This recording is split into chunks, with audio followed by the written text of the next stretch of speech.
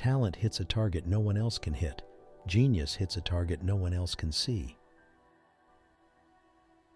Compassion is the basis of morality.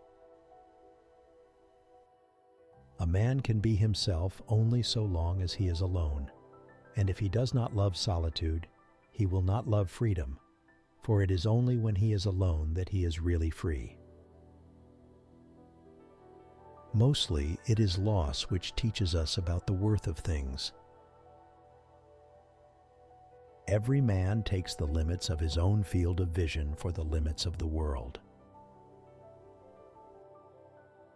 The assumption that animals are without rights and the illusion that our treatment of them has no moral significance is a positively outrageous example of Western crudity and barbarity.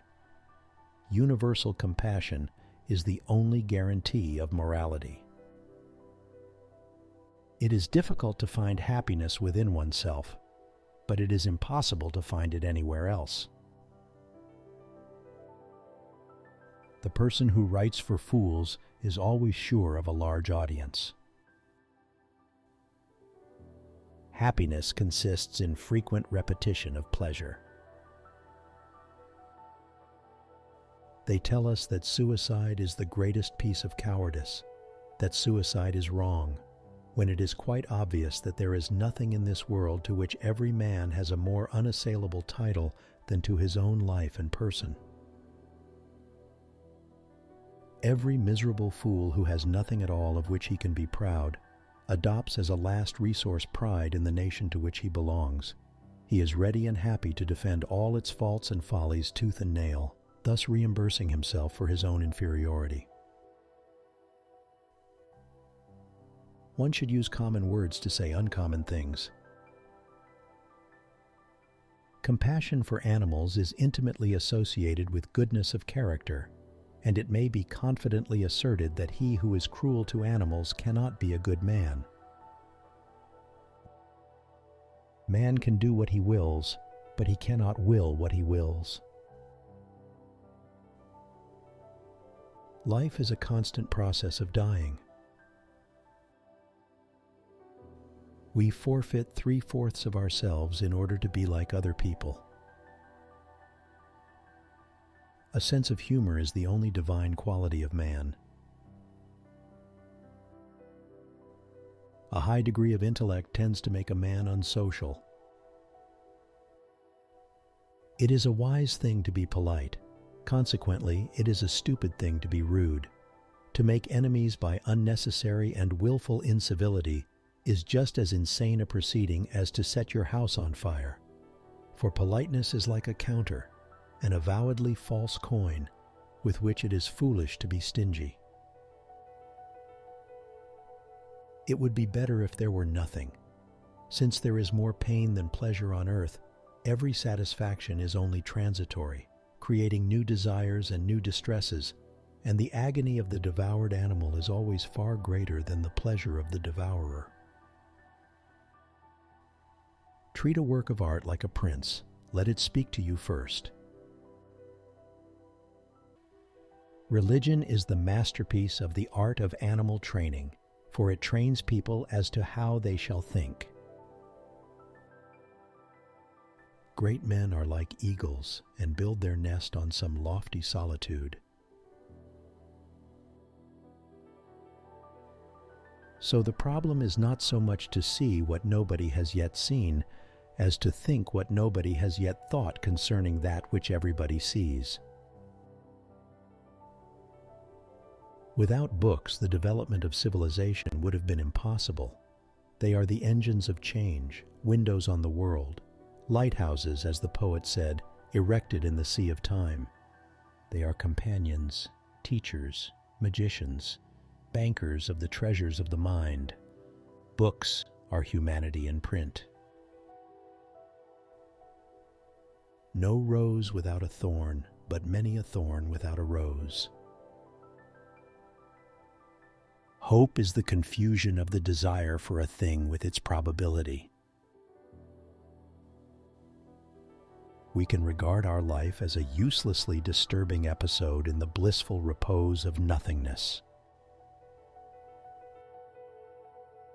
Marrying means to have one's rights and double one's duties.